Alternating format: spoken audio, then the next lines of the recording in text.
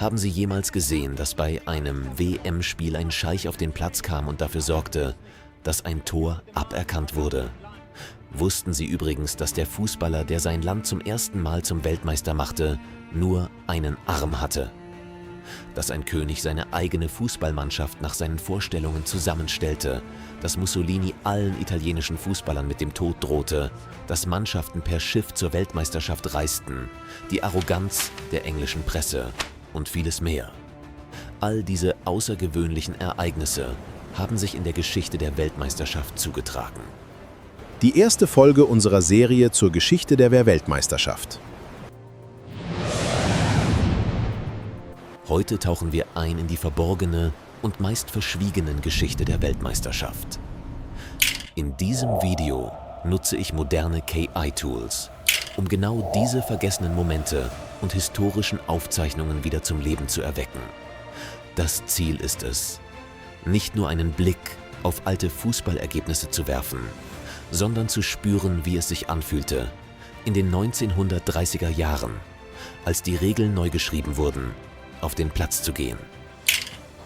Und wenn Sie bis zum Ende zuschauen, werden Sie sehen, wie die interessantesten Momente der Weltmeisterschaftsgeschichte erlebt wurden und welche Spuren sie hinterlassen haben. Bevor wir uns der gnadenlosen Moderne zuwenden, möchte ich hier einen Moment innehalten. Sehen Sie sich dieses Bild einmal an. Wir befinden uns im Sommer 1930. Mitten auf dem offenen Ozean, Tausende von Kilometern vom nächsten Fußballplatz entfernt, bereiten sich erwachsene Männer auf einem schwankenden Holzdeck auf die Weltmeisterschaft vor. Wir befinden uns an Bord des italienischen Luxuspassagierschiffs Conte Verde. Damals gab es keine Privatjets und auch keinen straffen Erholungsplan. Um an der ersten Weltmeisterschaft in Uruguay teilzunehmen, mussten die europäischen Mannschaften eine 3-wöchige Seereise auf sich nehmen. Als ich jedoch die künstliche Intelligenz bat, die Eigenschaften dieses Schiffes zu berechnen, salziges Holz, die dichten Rauchmengen aus den Schornsteinen, zeigte sich, wie absurd das eigentlich war. Spieler aus Frankreich, Belgien und Rumänien rannten wochenlang auf diesem schwankenden Deck im Kreis, machten Kniebeugen und bemühten sich verzweifelt, ihre Form zu halten. Bälle fielen ständig über die Reling in den Atlantik. Das war kein professionelles Turnier. Meiner Meinung nach war es sozusagen ein waghalsiger Vorstoß ins Unbekannte. Aber das ist noch nicht alles. Die rumänische Nationalmannschaft befand sich genau auf diesem Schiff. Wissen Sie, wer diese Spieler für das Turnier ausgewählt hat? Weder ein Trainer noch ein Verband. Es war König Karol II. Von Rumänien höchstpersönlich. Ein Monarch, der den Fußball so sehr liebte, dass er sich an seinen riesigen Eichentisch setzte und die Aufstellung diktierte. Er führte sogar persönlich Gespräche mit einer englischen Ölgesellschaft in Rumänien, damit die von ihm ausgewählten Spieler während der Reise bezahlten Urlaub erhalten konnten. Ein König stellt seine eigene Fantasie-Fußballmannschaft für die Weltmeisterschaft zusammen. Können Sie sich das heute vorstellen? Wir gehen von Bord und betreten in Montevideo, Uruguay, das Festland. Aber wo eigentlich sollten all diese Mannschaften spielen? Für diese erste Weltmeisterschaft ließ Uruguay eigens ein riesiges Bauwerk errichten, das Estadio Centenario. Der damalige FIFA-Präsident bezeichnete es als Tempel des Fußballs. Das Stadion sollte unglaublicherweise Platz für 90.000 Zuschauer bieten. Doch die Bauarbeiten waren völlig aus dem Ruder gelaufen. Die Arbeiter schufteten rund um die Uhr in 3 Schichten, während wochenlange Regengüsse das Land unter Wasser setzten. Als das Turnier am 13. Juli 1930 begann, war das Stadion noch nicht fertiggestellt. Die Weltmeisterschaft startete, doch die Spiele mussten auf kleine Nebenplätze verlegt werden. Die Tore des Centenario öffneten sich erst 5 Tage später. Stellen Sie sich vor, als die Fans die Tribünen betraten, war der Zement unter ihren Füßen noch feucht und an manchen Stellen ragten die Holzgerüste fast bis in den Himmel. 30. Juli 1930. Das erste Weltmeisterschaftsfinale der Geschichte. Uruguay gegen Argentinien. Fast 100.000 Menschen drängen sich auf den teilweise nassen Tribünen. Der Schiedsrichter trug damals einen schicken Anzug und eine Krawatte. Bevor der Schiedsrichter das Spiel anpfiff, gab es ein Problem. Die Kapitäne beider Mannschaften standen da und stritten heftig. Worüber wohl? Über den Ball. Jeder wollte mit seinem eigenen Ball spielen, denn es gab keinen offiziellen FIFA-Standardball. Wie lautete die Lösung? Ein historischer Kompromiss. In der ersten Halbzeit wurde mit dem argentinischen Ball gespielt, in der zweiten Halbzeit mit dem uruguayischen. Beim Durchsehen dieser alten Archive ereignete sich etwas, das mir Gänsehaut bereitete. In der 89. Minute schoss der uruguayische Stürmer Héctor Castro das entscheidende Tor. Castro war kein gewöhnlicher Sportler.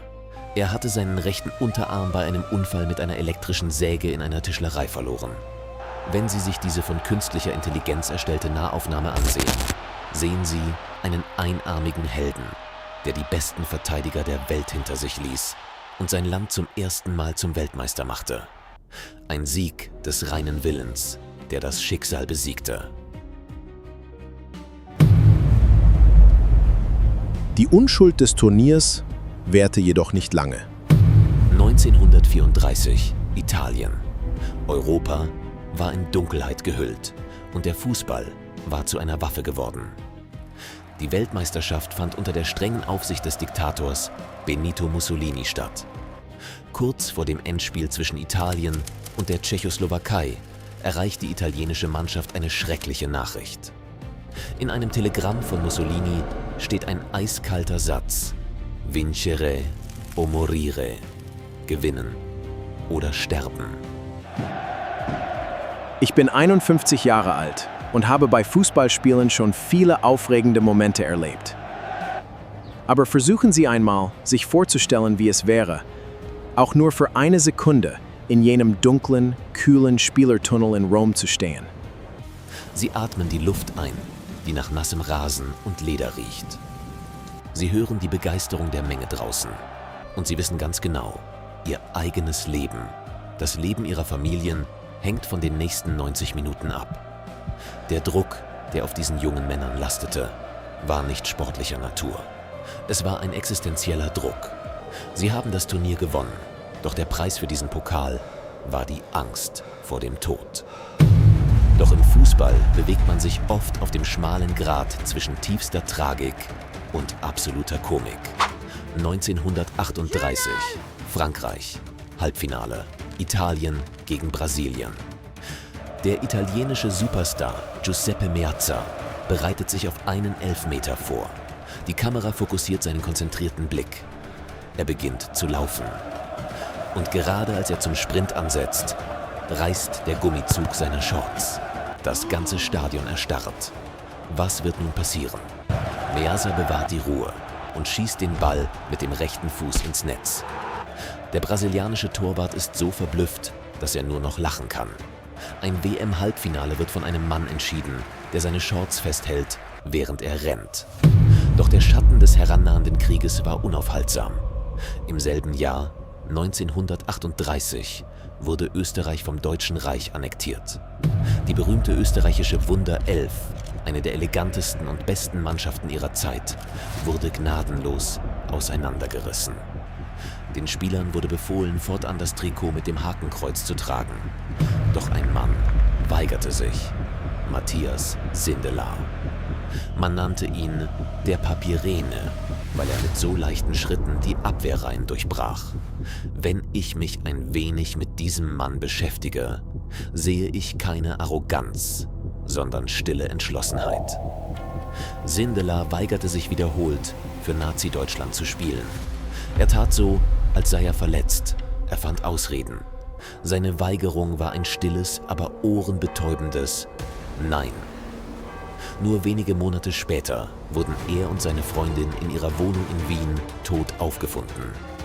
Die offizielle Todesursache war eine Kohlenmonoxidvergiftung durch einen defekten Kamin. Was war nun die Wahrheit?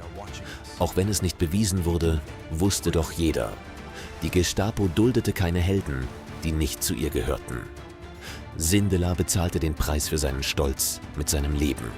Die Zerstörung des Krieges bleibt zwar schmerzhaft zurück, doch als wir das Jahr 1950 erreichen, atmet die Welt wieder auf. Der Ball rollt wieder. Brasilien. Auch England ist endlich bei diesem Turnier dabei. Die Heimat des Fußballs, die jahrelang der Meinung war, sie sei dieses Turniers nicht würdig. Stellt euch diese Szene in den Umkleidekabinen von Belo Horizonte vor. Die Engländer sind so entspannt, dass sie sich vor dem Spiel über ihre Gegner lustig machen. England trifft auf die USA, eine Mannschaft aus schottischen Einwanderern, Postboten und Geschirrspülern. Der Engländer Stanley Matthews, der als der größte Star jener Zeit galt, steht nicht einmal im Kader. Warum? Wir schlagen diese Amateure sowieso locker. Unser Star soll sich nicht umsonst verausgaben, sagen sie. Doch das Spiel endet und der englische Stolz wird auf dem Rasen begraben. USA 1, England 0. Ihr Stolz besiegelt ihr eigenes Ende. 1978, Argentinien. Die Politik wirft erneut ihren dunklen Schatten auf den Rasen. Das Land wird von einer brutalen Militärjunta regiert. Menschen verschwinden spurlos. Politische Gegner werden in geheime Lager verschleppt. Doch nur wenige Häuserblocks entfernt herrscht im Stadion ausgelassene Stimmung. Argentinien muss im Halbfinale gegen Peru unbedingt mit 4 Toren Unterschied gewinnen, um ins Finale einzuziehen. Und es kommt zu einem Ereignis, das bis heute als einer der größten Betrugsfälle in der Geschichte der Weltmeisterschaft gilt. Argentinien gewinnt 6:0. Peru, das bis dahin ein starkes Spiel gezeigt hatte, bricht auf völlig unnatürliche Weise ein. Später kommen noch viel mehr Details ans Licht. Die Junta hatte Peru riesige Getreidelieferungen versprochen und politische Gefangene im Tausch gegen dieses Ergebnis freigelassen. Ein gekauftes 6:0. Wenn man im Stadion die Jubelstürme sieht und gleichzeitig den kalten Blick des Diktators Jorge Videla auf der Tribüne wahrnimmt, wird einem auf schreckliche Weise klar, wie Fußball als Waffe missbraucht werden kann. Je moderner das Turnier wurde, desto mehr rückten Kameras und Fernsehübertragungen in den Vordergrund. 1982 begann das Zeitalter des Farbfernsehens. Spanien. Im Gruppenspiel zwischen Frankreich und Kuwait erzielt Frankreich ein Tor. Die kuwaitischen Spieler stehen jedoch völlig fassungslos da. Sie behaupten, einen Pfiff aus dem Publikum gehört zu haben. Der Schiedsrichter signalisiert mit einer Handbewegung, dass das Tor gültig ist. Und dann geschieht etwas, das alle Grenzen überschreitet. Ein Mann in traditioneller Kleidung steht auf. Bei dieser Person handelt es sich um Scheich Fahad Al-Ahmed, den Bruder des Emirs von Kuwait und Präsidenten des kuwaitischen Fußballverbands. Er gestikuliert wild, bahnt sich einen Weg durch die Sicherheitskräfte und läuft, von Polizisten umringt, direkt auf das WM-Spielfeld zu. Er stellt sich vor den Schiedsrichter und droht, seine gesamte Mannschaft vom Platz zu nehmen. Und das Unglaubliche spielt sich vor aller Augen ab. Der sowjetische Schiedsrichter wird von Angst erfasst. Er beugt sich und annulliert das gültige Tor. Stellen Sie sich das einmal vor. Ein wohlhabender Funktionär stoppt allein durch seine physische Präsenz auf dem Spielfeld ein WM-Spiel. Im Jahr 1982 gab es noch einen weiteren, unvergesslichen Moment. Denn wie ich Ihnen zu Beginn versprochen habe, müssen wir uns damit befassen, wie sich der grausamste Moment der Weltmeisterschaftsgeschichte zugetragen hat. Ein Moment, der für immer in das Gedächtnis des Fußballs eingebrannt ist. Halbfinale. Sevilla, Deutschland, Frankreich. Ein schwüler Abend im Juli. Der französische Spieler Patrick Battiston stürmt allein auf das Tor zu. Der deutsche Torwart Harald Toni. Schumacher stürzt aus seinem Tor. Der Ball ist längst an Schumacher vorbei. Doch der Torwart bremst nicht ab. Er dreht sich in der Luft, streckt sein Bein aus und rammt Battiston sein Knie mit der Wucht eines Autounfalls ins Gesicht. Der Aufprall ist so heftig, dass Battiston sofort das Bewusstsein verliert. Er erleidet eine schwere Gehirnerschütterung und bricht sich die Halswirbelsäule. Sein Teamkollege Michel Platini sagte später, Battiston habe tot ausgesehen. Während französische Ärzte panisch um das Leben des Spielers kämpfen, richtet sich die Aufmerksamkeit aller auf Schumacher. Er steht neben seinem Torpfosten, kaut Kaugummi, die Hände in die Hüften gestemmt und wartet gereizt auf den Einwurf. Der Schiedsrichter hat nicht einmal ein Foul gepfiffen. Meiner Meinung nach hat dieses Ereignis in Deutschland unser Image auf dem Fußballplatz negativ beeinflusst. Er bleibt als der Moment in Erinnerung, in dem die Weltmeisterschaft ihre sportliche Unschuld verlor und vor Millionen von Zuschauern Gewalt zum Vorschein kam.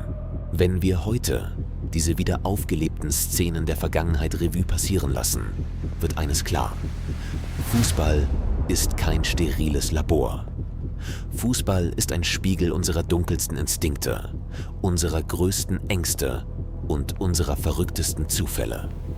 Die Weltmeisterschaft hat sich auf Schiffsdecks, auf halbfertigen Baustellen, in den Palästen von Diktatoren und dank des reinen Überlebenswillens herausgebildet. Vielen Dank, dass ihr mich auf dieser Zeitreise begleitet habt. Wenn euch der erste Teil der Geschichte der Weltmeisterschaft gefallen hat, könnt ihr mich unterstützen, indem ihr meinen Kanal abonniert und einen Kommentar hinterlasst. Welcher dieser Momente war für euch der unglaublichste? Und welches Ereignis soll ich beim nächsten Mal durch die KI-Fiktionsmaschine laufen lassen? Wenn es euch gefallen hat, vergesst bitte nicht, ein Gefällt mir zu hinterlassen. Bis zum nächsten Mal.